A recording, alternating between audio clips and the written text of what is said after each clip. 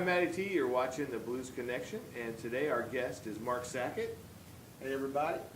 Mark Sackett is an excellent blues guitar player. He plays in the band called the Charlie Wade Band. And why don't we just dive into it? Sure. Mark, how long have you played guitar? I've been playing for about, on and off, 40 years. I'd say at least 40 years. 40 years. Maybe even more than that. I started playing back in, I'd say the first time I picked up a guitar was probably 67, 68. And, What made you want to pick up the guitar? well, I think it was probably listening to the Beatles. Like everybody who kind of my age and grew up in the 60s, you know, when the Beatles came, they kind of changed the whole landscape of music. And I mean, I didn't know much about music before, but after I heard that, I was hooked. And how old were you at that time? I was 10 years old. I was 10 years old when they came out with I Want to Hold Your Hand. I saw her standing there. I really wanted to play I Saw Her Standing There because I loved that song. And so I was scheming for a year or two how I was going to get a guitar and how I was going to learn how to play like that. And when I was about 12, I think, my mom bought my dad a guitar for Christmas. In fact, it was from Sears, a Silvertone guitar. And I actually still have that guitar to this day. Do you really? Yeah, I do. I don't know what I'm going to do with it. I never play it. I never take it out, but I got it. Is it an acoustic guitar? It's an acoustic guitar, and it's the original Silvertone that Sears used to sell. And Steel string, nylon string. it's actually steel string. It's a steel string. It's a sunburst, a little bit of a sunburst on it. And I probably damaged it over the years from playing it, because when I didn't know what I was doing, I would be singing and I'd be strumming the guitar, and eventually it started to like wear through the body of the guitar. It was almost starting to look like Willie Nelson's guitar. Really? It was pretty bad shape, so I don't take it out that often. Right. I still have it, but that was the first guitar I actually learned to play on. Did you take lessons? I took one lesson. I went and took one lesson, and after that one lesson, I decided that the guy who was teaching me the music was not really teaching me what I wanted to play. He wanted me to play Frog You Wanna Fish? Is that it? It was a Froggy song. And I said, I don't learned want to do Little that. Brown Jug. Yeah, it was something like that. It was something like Little Brown Jug. Yeah. Well, I think he did that one too. And I was thinking, no, I don't want to do that. I want to do something. I want to do some Beatles songs. I want to do some Beatles songs, but he didn't know any Beatles songs. So that lasted about maybe one or two lessons, and then after that, I said, okay, I'm gonna try and figure this stuff out on my own. Right. So Which back then, you could buy, maybe they sold sheet music with Beatles songs, or could you even get it on that? I Wow. couldn't. What I used to do Find is I had to somebody listen, else who knew it, or listen, I had to listen to the record and then and figure it out. maybe get a chord book or something. Got a chord book. Yeah. Yes, I got a chord book, so I learned some. I taught myself the chords. Lift the needle up over and over. Yeah, I've got so many records that have got scratches in them right now. Same here. Going back and forth. That's all we had. I mean, you're 60, you told me earlier. 59. 59, you'll be 60, and I just turned 50, so there's about a 10-year gap. They're the same technological generation, basically. Exactly. We had to lift the needle and over and over. There was no replay. You had to lift the needle, play the record. That's how I learned. That's how I learned. I had a couple of lessons. Yeah. I had to figure out how I wanted to get that lick for any song that I wanted to learn. Beatles were hard to learn. I mean, I had a hard time learning their songs. I would say probably the first song that I ever really learned to play was Gloria. That was a standard song. We all had to learn how to play Gloria, House of the Rising Sun. Right. So those were the first two songs that I can remember learning how to play. And I played those songs to death, so much that I don't even play them anymore. I do play Gloria once in a while. Yeah, Gloria. I like Gloria. That's a fun song. G-L-O-R-I-A. G-L-O-R-I-A. I don't know the lyrics to it that well, but I do know the song. Yeah. Okay. So you started liking the Beatles, and you progressed, because the Beatles, this is the Blues Connection. The Beatles is not really a bluesy band. Not a blues band. It's more of a British folk band, really, if you understand where their sounds come from. Yeah, but it's I mean, not it's really. rock They're and not. roll, It's not steeped in the blues like No. other British bands. Right. are. It wasn't from the blues invasion of England, really. It was kind of, they already had formulated their product. Yeah, they knew, I mean, their music, I didn't really learn about the blues through them so much, but I learned how to play guitar from listening to their music. Right. And some of the other bands that came across in that first invasion, like the Rolling Stones and the Yardbirds, and I really was focused on the Stones a lot because I really loved their sound. And they were really into the blues. And a lot of those early albums were just nothing but the blues. And so that's what I was really, eventually I kind of started listening more to that and trying to figure out how to do that. 'Cause they were kind of more or less the portal into the blues for me. Before then. Yeah, their I first didn't few know much albums about are that. very blues-based. Exactly. They're covering classic blues songs. They did a lot of Jimmy Lot. Reed, Muddy Waters, and Jimmy Rogers, a lot of those guys, Willie Dixon, Howlin' Wolf.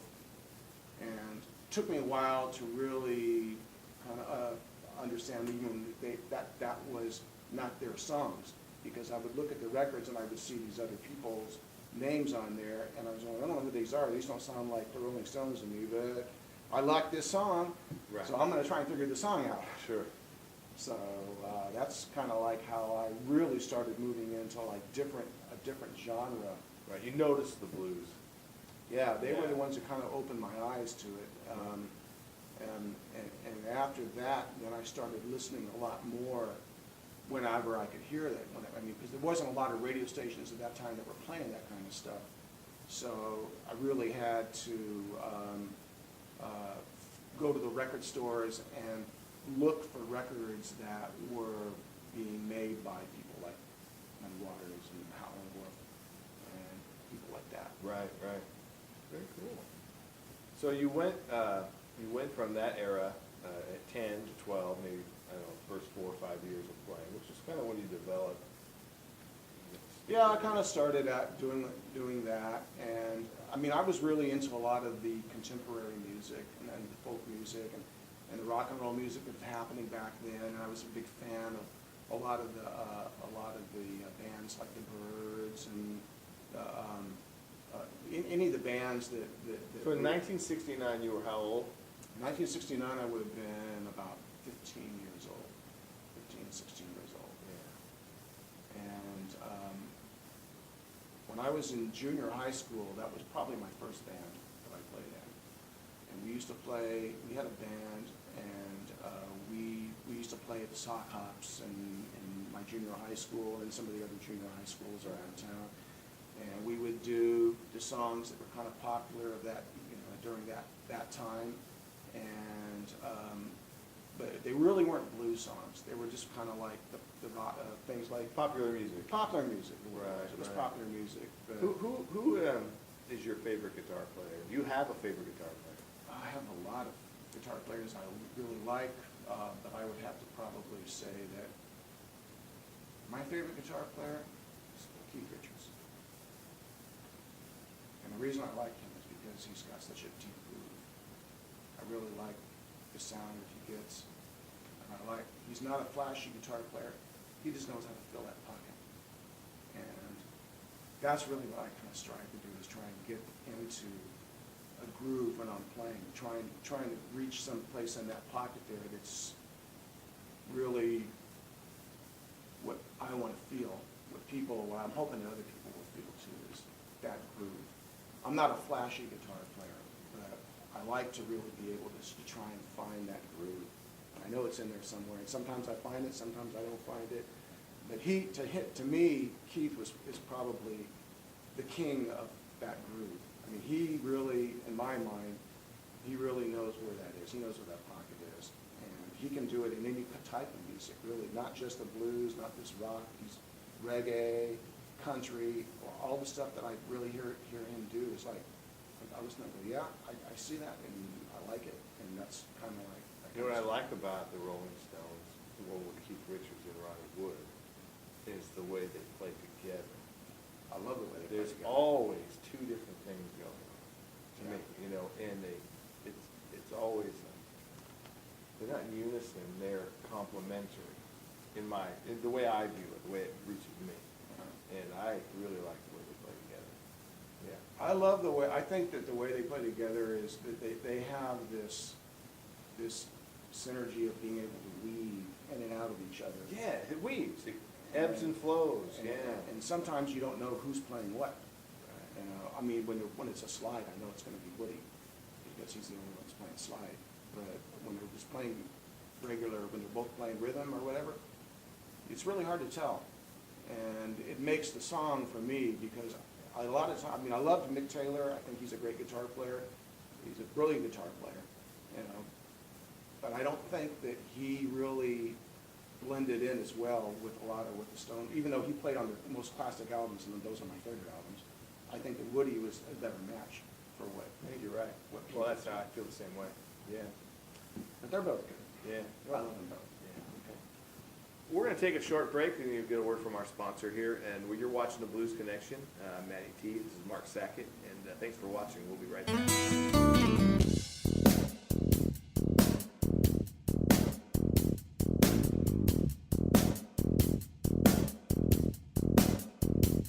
Welcome back to We're the Blues Connection, and my guest is Mark Sackett, and we're really happy to have him here.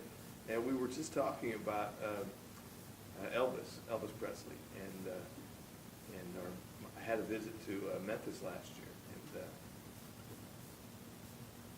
it was just kind of a neat experience. I went to Memphis to go really just see Beale Street and see what it was like. And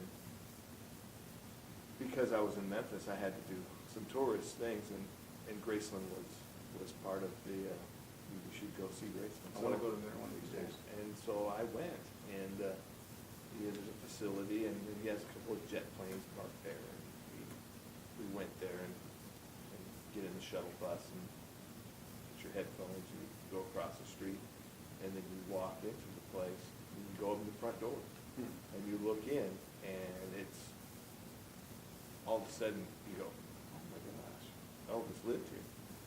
And you see his living room, and you've seen pictures of him sitting on that couch, and it really starts to come in, and you realize that this was the man's home, and you walk around, and it's not a huge home. It's a big house, but you think, you know, I remember hearing stories of, you know, he wanted a peanut butter and banana sandwich, Yeah. and he'd call his cook on the phone or something, or, you know, he'd have her make it. And the truth was, he was just like, you know, he's 20 feet away. He wasn't in this huge mansion where he'd get on the phone and say, make me that sandwich, you know, and then they'd bring it to him. I'm sure she brought it over to him, but he was just sitting in the living room, which was just 15, 20 feet away. So it kind of blew my mind. And have you ever been? I guess if you're used to like Canada? having everybody just cater to your every need, women desire, all you gotta do is just like. I want that peanut butter and banana sandwich right now. Take a fry. That's my impression. Yeah, not too good. But anyway. Yeah, no, that's interesting. I mean, you know, speaking of that, I mean, I've never been to Memphis, but I've always had a really deep passion for the music that came out of Memphis. All the Stax, sound, the Stax Volt records. I was really a huge fan of all that stuff. Booker T and Eddie Floyd, Otis Redding. I love all that stuff. I mean, to me, that is some of the most tasteful music that's ever come out of America. I agree. I got a chance to visit Stax Records, and that's an interesting building. It was built in an old theater, and so the sound room where they did all the famous recordings that you're just talking about is at a slope.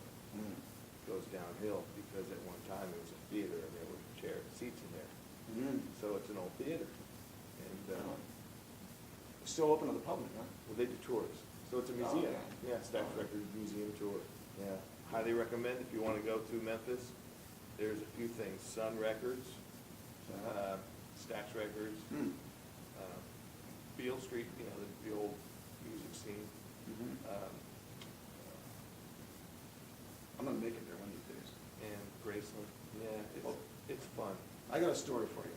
I got a Memphis story. I mean, no, I've never been to Memphis. I used to work with Steve Cropper. I lived in LA. I was a recording engineer. And I did that pretty much for most of the time I was living down there. And I worked at a studio down there called Cherokee Recording Studios, which was a big major recording studio in Hollywood back then in the day. And Steve lived in LA, and he used to come in. What year was it? This would have been 1979. Blues Brothers era? It was the Blues Brothers. The Blues Brothers were in there. He brought the Blues Brothers in. He was producing the Blues Brothers. And in fact, the sessions that I worked with him, I did some sessions with him and John Belushi. And it was for a movie called Neighbors. I don't know if you remember that movie. I do. It was the last movie John ever made. And it was called Neighbors, and it was with Steve Cropper had been producing all the Blues Brothers stuff, and Belushi wanted him to produce this soundtrack they were going to do for the movie. And they wanted to use that song, Neighbors, from the Stones album, Tattoo You. But there was some kind of a problem with the licensing. They couldn't get the song. So what it was is John was really into the punk rock scene in LA, and he hooked up with this band called Fear. They were a really big LA punk rock band. Came out back in like the mid-70s, late 76, 77 or so, hardcore punk rock. And so John he got hooked up with Fear, and they started writing all of the music for the movie. And since they couldn't use that song that they wanted to use, they wrote their own song called Neighbors. And Steve was producing it, and so we cut the track, and they came into the studio. We spent about probably 3 or 4 days in the studio recording this track over and over and over again. And finally they got it to where they liked it. And Belushi liked it a lot. He was having a good time with the song. And it was nothing like the original song from that Tattoo album, but he wanted to get an opinion of it. So he says to us one night, he says, I'm going to go get Mick and bring him down here to the studio so he can hear it. So okay. So he heads off. He's gone for like an hour or so. And it's like about an hour later, into the studio, he brings Mick in. He's got an entourage of people. Mick Jagger. Yeah, he brought in Jagger. And then from then, So John Belushi. So it was John Belushi, Steve Cropper, Mick Jagger, a bunch of other people, and me, and I'm sitting here. I was one of the engineers on the project, on the sessions, and I'm just sitting there going, I can't believe this. I'm going to pinch myself along the way. All these people are in here. I'm around all of these great people. I don't know what to say. I don't know what to do. So I'm just going to go with the flow. But really, the flow was basically a big part after that. When the Stones had just finished doing a concert down in San Diego, and they'd come back up to LA, and they were hanging out on the Rocks, which was a nightclub up on the Strip next to the Roxy. And he went up there, and that's where they were. So he went in, got him, came in, took him back down to the studio, and we ended up just kind of like doing some vocal overdubs, and just kind of, it really wasn't really much after that. It was kind of like a big party after that. So we stuck around for about another 2 or 3 hours or so, and then everybody left. But we had a good time. I was like, it was a fun story. I think Steve was a little kind of miffed because he didn't really, he wasn't really. John was playing we were playing the song, and John kept on asking Mick what he thought of the song, and Steve was saying, wait a minute, I'm the one who produced it, I'm the one who's producing it, I was like, yeah, I know, but I want to hear what he thinks, I want to know what he thinks about it, because, we kind of was inspired by that song. So, but it was okay. The bad thing about it was that the song was never released, because by the time they got it back to the studios, they said, we can't use this song, we're not going to use this song, and they ended up going out and they got a whole bunch of other different musicians, and they recorded the soundtrack to it, and what you hear on the movie is not really what that song was, but it was still a good time. It's a great story. It was a fun time. So did you talk to Mick? I did, actually. I didn't know, what I said to him? Actually, I did what I said to him when I met him. I said, I didn't know what to say, and they introduced me, and I said, I'm pleased to meet you. Well, that's nice. But I didn't ask him to guess my name. Yeah, I get it. I missed it. It was okay. It was fun. We had a good time. Awesome. It was a fun session, And I did a lot of engineering before I came up here. That's pretty much what Recording engineer. I was a recording engineer. Who have you recorded? I've recorded a lot of different types, a lot of different artists. When I first started, when I first got into the business, I worked for I worked for Grand Nash. That's how I actually got into the business. I went to this school. I wanted to work the other side of the microphone because I was really frustrated. I was a frustrated musician, and I wasn't really getting any of the meeting the musicians I wanted to meet in LA and do what I wanted to do. And I decided I got to make some money. I'm not making any money being a starving musician, so I'm going to try to be a starving engineer and make some money at it. And I actually was a little more successful doing that. And so I went to this school. I met to learn to be a recording engineer, and I stayed there for a couple months or so. And I met an engineer there his name was Don Gooch, and he was an engineer that they had hired there to teach some classes, and he was Graham's engineer. And at the time, Graham was living up here in San Francisco, and he had just gotten married and had a kid, and they were getting ready to move. They wanted to move back to LA, so he had a studio up here, and my first job was actually moving that studio down into Hollywood and building it. And we put it in this area in Hollywood called the Crossroads of the World, which was right in our Hollywood. And he took over a building there, and they renovated it. And I was basically hired to do all of the grunt work. So, whatever you need, pull cables in, brush. Graham wanted this. He wanted a studio that was going to be all redwood, burned redwood, brushed redwood, a beautiful redwood studio. So I spent a lot of time doing that, and breathed a lot of those toxic fumes, and I hated that. But the upside of it was I got to record an album of it. So the album was called Earth and Sky. That was the first album that I worked on for him.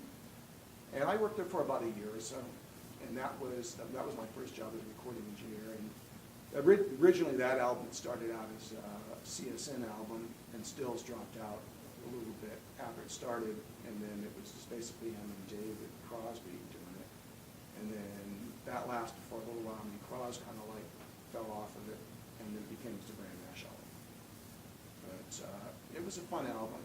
I had a good time. I got to work with a lot of great musicians on that project. A lot of the people in LA too much. I got to know Waddy after a while. And Waddy, he was a really cool guy, and he became he did all of the session work for a lot of those people down there at that time. People really into that LA sound. People like Ronstadt and James Taylor, and people who you would consider to be kind of like the mellow country rock type LA sound. So that was my first experience into into that world. Right. And what year was that? That was probably 1979, 1980, I think, somewhere right around there. So I was there for about a year, and then after that album was done, that's when I went to Cherokee. And I was there. I spent pretty much the rest of the time either Cherokee, or there was other studios I worked at down there as well. I worked at the Village, and I worked at the Record Plant, and did a lot of freelance stuff for the next few years. But Cherokee was really Was it called Cherokee Records? It was called Cherokee Recording Studios. It was started by these three brothers down there who themselves were musicians. They were called the Robb Brothers. And they used to be really big on Where the Action Is. I don't know if you ever saw that. That came out back in the 60s. That was a big popular TV show. Paul Revere and the Raiders and all these big bands that were back in the 60s. And they were one of the house bands that played on that show. And they did that for a while, but they were not really successful as a band. And they instead, one of the brothers started a recording studio. And it was called Cherokee. And they started it up in the valley in Chatsworth. And they stayed there for a couple of years. And they were recording a lot of big acts from people they knew. And eventually they moved the studios down in Hollywood, and probably like in the mid-70s or so. And it became one of the most successful recording studios in Hollywood up until they shut the doors down probably a few years ago. Everybody else would know, but it was a great studio. It was modeled after after the Trident Studios out of London, and what they wanted to do was, when they built those studios, they wanted to attract a lot of the English clientele, because they really wanted to make a name for themselves as a really first-class, top-notch studio, you know, for a lot of the big producers that were coming out of Trident, and that were bringing a lot of their acts over. People like Roy Thomas Baker, Ken Scott, people like that. Roy Thomas Baker was a big. I don't know if you know his name or not, but you probably heard his records. He recorded. He recorded Queen. He produced Queen. A lot of the stuff from Queen. He discovered the Cars, produced all the Cars, Foreigner, Journey, Alice Cooper, Ronnie Wood. I mean, on and on and on and on. He did tons and tons of people, and he always brought them into Cherokee because he liked the sound of the room. It was a nice big sounding room. He got the sound that he wanted out of it, and so as a result, all of these people he was always bringing in through the studio all the time.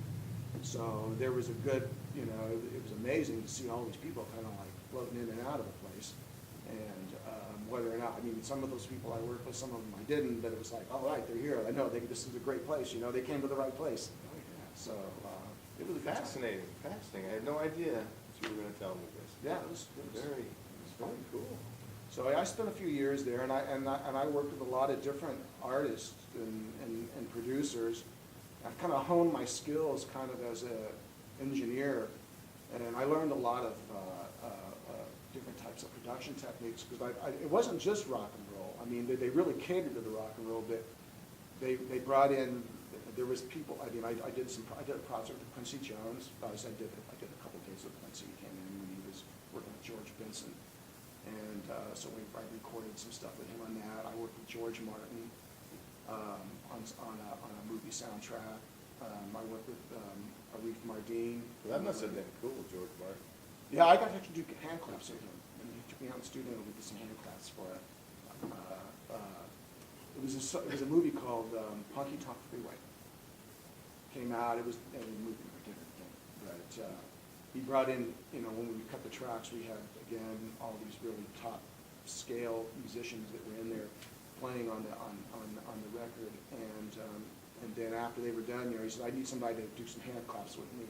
So I went out there, and I mean, I was in awe. I didn't know what to say to him, you know, because I'm sure that everybody's wanted to ask him all kinds of stories about the Beatles. And I was like, well, maybe I'll get a chance to see him again when he comes back again, and I'll ask him then. You know, but at the time, I didn't really want to pick his brain too much. Right, sure. Yeah, you don't want to be intrusive. I should have been. The moment.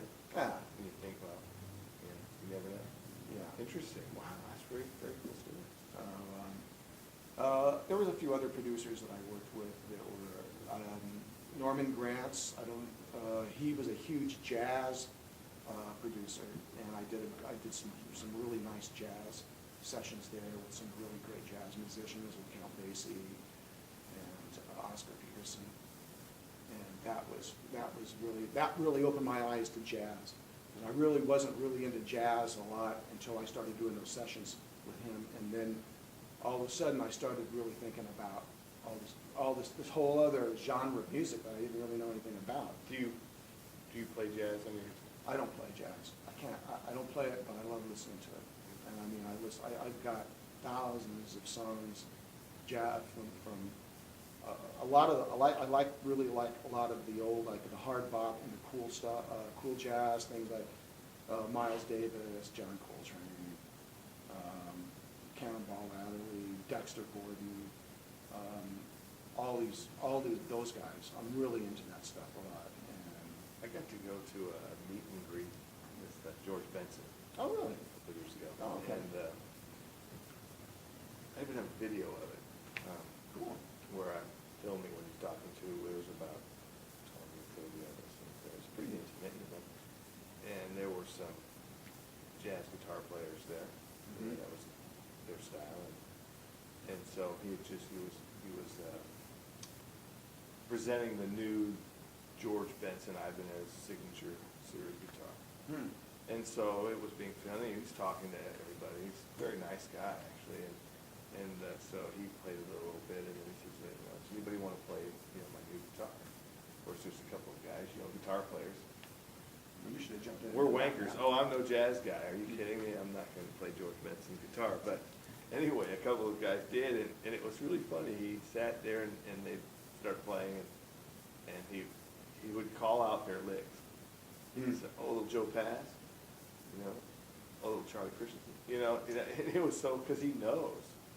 And most people, I mean, not most people, but guitar players, jazz guitar players, jazz fans know George Benson as the real deal. Oh, yeah. And then the pop fans know George Benson as, a pop singer. So they may not really understand how great a guitar player he really is. Awesome guitar player. Because he likes to sing. Oh, yeah. He scats. He's a scatter. Yeah. So it was interesting just to, whenever you get a chance to meet these people that you admire, what do they like? It's funny you mentioned Joe Pass, because Joe was on that session that I did with Count Basie. He was the guitar player on it, and it was him. There was Freddie Hubbard. It was three horns. It was Freddie Hubbard, J.J. Johnson, and Eddie Lockjaw Davis. So three horn players. The sessions were completely different than any other session that I used to do with the jazz, because on the jazz with the jazz sessions, people are not wanting to overdub, constantly overdub. It was like they go in and they cut these tracks, and that's it. There is no overdub. Each guy would wait for his turn to come up there, and then he'd stand up and he'd play and he'd sit down. And then the next horn player would stand up and he'd play and he'd sit down. And they'd kind of go around the circle, and they all kind of like were in a little circle, in a little room, kind of like this. So it wasn't like everybody's being isolated, which was an interesting concept, because a lot of times when people want to record and when they want to do music, they want to separate everybody out and say, we're going to put the guitar player over here and the piano player over here and the vocalist over here. And a lot of times I think you really lose the feeling of the music. I mean, that interaction of everybody if they're right there in that circle. And I don't really think that people say, well, you're going to get all this, the sound is going to be bleeding off into somebody else's microphone. But you don't really hear it when it's kind of buried down in the mix. So you don't really hear that stuff. And don't you, interesting you say this, because I've thought about this actually. And if you go to a great live concert, it's all blending. When you see a concert that sounds great, it's blending, right? They're all blending, and they're all playing together, and they're all hearing each other at the same time, and they're interacting. And there's no isolation of this or isolation of that. And I think when you isolate, once you kind of take the interaction and the kind of the soul starts to disappear of the music, in my opinion. I think you do. Yeah, I mean, I think that people really, they need to work. I think musicians need to work off of each other when they're playing, especially when you're in and you're cutting tracks with a bunch of people. It's nice to be there with that person when you can look at that person and you just kind of work off of them, off of that energy. It's that chemistry that you have where you're not going to see that if somebody's hidden behind a baffle somewhere, or if they're in another room, because you don't know what's going on over there. And really, I don't think that accomplishes a whole lot, but I understand that a lot of people, I mean, it's been done. A lot of people like to do it that way. It's a different technique is what it is. It's a different style of doing it. Some people like it, some people don't. You're watching The Blues Connection. I'm Matty T. This is my guest, Mark Sackett, and we'll be right back after this word from our sponsor. Hi, welcome to the Tweed Hut Music Store. We're Solano County's biggest guitar shop. We stock over 350 guitars every day. I hope you can come by and see us. We carry a full line of amplifiers, guitars, accessories, pro audio. Hi, we're back with Mark Sackett, and I wanted to ask Mark a few questions about you're a guitar player. What is your guitar of choice? I really like the Strat. I mean, I've been a Strat person for a long time, but I also love the Telecaster. I love my Telecaster. I've been playing the Telecaster probably. I've had that Telecaster for about 15 years, and it's a very temperamental guitar when it comes to trying to get the sound I want out of it, and it's taken me a long time, but I think I'm almost at the point where I'm starting to feel that I got that sound that I like out of it. And I'm going to probably stay with Fender for the most part for solid body guitars, because I just love the sound of them. I own 3 Stratocasters, and I got a Telecaster, and I'm quite happy with all of them. What kind of amp do you play? I have a little Fender Blues Junior that I'm using right now. And it's 15 watts. I use that mostly for the gigs that we're doing around here. And I also have a little Fender Champ, a little 5-watt Fender Champ that I like as well. I love that amp. An old silver face or an old It's actually a tweed, or- reissue. Okay. I got it as a reissue, and but it's built to the same specs as the old 57 Champs. And So it's an old tweed. it's an old it's a tweed. tweed. It's a tweed amp. Yeah, okay. It's a tweed.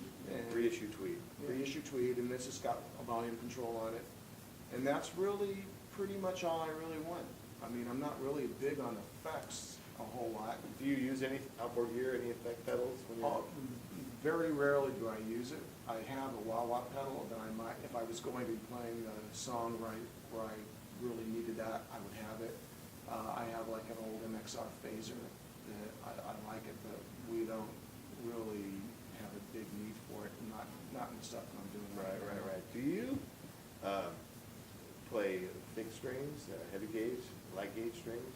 I've got on my Strats, I have the Strats tuned all differently. So on the one that I normally use, my Sunburst, I'm just using 10s on that, standard 10s, and it's just got a good feel on it. I also have a white Strat that I purchased a few years ago, kind of like what Bill's got. And that one I tune that down a half step. Because we do a lot of stuff in tune down in the flats for E flat, B flat, A flat. So anytime I'm going to use that guitar, I tune that down a half step, I put 11s on it. And it's got a good feel. It's just, you can bend the strings on it. It feels like 10s about. It feels like 10s, and it's just got a good feel, so I love it, you know. I want to have, I'm not really big on the slinky ones too much because they're too much of a bend for me. Right. So 10s on the Strat that I normally play, 11s on that one that I have tuned down, and then I have, on my other Strat, I've got, I believe those are 11s as well. I have that one tuned to open to G. So I use that one primarily. I took the low E string off of it, so I'm playing it as a 5-string guitar, which freaks people out when they look at me sometimes. Keith Richards style. It's a key. You don't need that other string. You know, you don't need that other string because that other string is really not part of that chord. And so. Yeah, I do a G tuning with it, and I drop that to D. You drop it to D? Yeah. Oh, really? Yeah. Oh, okay. How does that Well, sound? it's really dadgad, I guess, is what it is, Mhm. but, well, I really like it. I really like it. Okay, interesting. I'll have to try that sometime. In case I ever decide I want to retune that guitar, I think I'll get another string. Right, 5-string guitar, very cool. But it works out. I've pretty heard of good. that, yeah, I've never tried that. I use it for slide. I use that guitar for mainly slide, you know, so. You like a glass slide or a metal slide or brass? I like to play, I have an old Corsican bottle Mhm. that I got years ago, and I use that. The real deal bottle? It's or- the real thing, it's the Oh. real thing. Yeah, I got this thing back like in the 70s or so. Right. And a friend of my guy I was playing with, a friend of mine, he was also a guitar player, and he was the one that hit me to, he said, hey man, if you want to play slide, you know, go get one of these Corsicans. I went to the drugstore, bought a bottle of Corsican, threw it away, and I said, okay, this works really good. You know, and then, you know, I started to use that, but I also have a metal slide that I've been playing a lot lately, and actually I'm really partial to that slide right now. Kind of go back and forth, but because the Corsican one, the glass one, I like the bottleneck. I don't know if people really can tell a big difference between the sound of a bottleneck versus a metal slide. I don't know, yeah, I think maybe there is a little tonal difference. There's definitely a feel difference to me. Yeah. I like the feel of the glass slide. I like the weight of a brass slide. And I like a metal slide that's thick enough and heavy enough, because metal, to me, I'll zing a string more with a metal slide if it's a thin one, if it's lightweight, so I like a heavier weight, so I just a little more solid on the strings. I don't know how you do it, but Yeah, I don't use brass that much. I've never used a brass slide. I think it would be close to a metal slide. I don't know that. Yeah. One thing about a glass slide is that, for me, a glass slide, sometimes if I play it right, because I'm still not that great of a slide guitar player, but I just try to play, you know, I work on it, you know, I'm practicing and trying to get sound that I want out of it. But when I know that I'm getting it right, I can almost feel a vibration going through the glass, and I can feel it going on in my little fingers. I play the slide on a little finger. A lot of people play it on both fingers. Yeah, I use my third. You use the third? Yeah. Okay. I like to have these here so I can fret or make chords on it. I would love to do that. I have this thing with my pinky, and you'll see when I play it, I have a flyaway. The rest of my fingers are good, but my pinky wants to fly away. Oh, really? And if I put a slide on there, I'm like, bang, bang, bang, bang, and I can't stop myself, so I have to put it on my third finger. That's my problem. A lot of people do that. Yeah. I mean, Dwayne Allman, he always played on his third finger. And Bonnie Raitt uses her middle finger. She uses her middle finger. Yeah, she's fabulous. Are you a fiddler with your tone knobs, volume knobs, switches? Not too much. I'm really simple when it comes to the sound that I don't really spend too much time trying to make any adjustments, because I don't really have any outboard gear that I'm working with. So I really just try and get the tone that I can out of I try to work the guitar to get the best tone, or the amp, the combination of both of them that I look for, and hopefully I can find something in there that sounds good, feels good. Because I don't want to have too many things that I have to worry about adjusting, because I'm not going to get it. You know, it's like I don't want to, you know, I mean, I see a lot of people that, you know, they can spend hours trying to fiddle around with all of the effects and stuff. And for me, it's like, I just rather just play, you know, and go and start playing and feeling it and see what it sounds like, and hopefully it sounds good. And, you know, sometimes it does and sometimes it doesn't. So, I'm still working on getting that. I'm looking for that tone still, and I'm still searching for that tone. Right, very cool, very cool.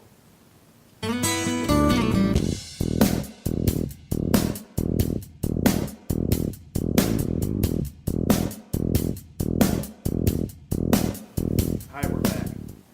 Mark, who are some of your favorite contemporary guitar players?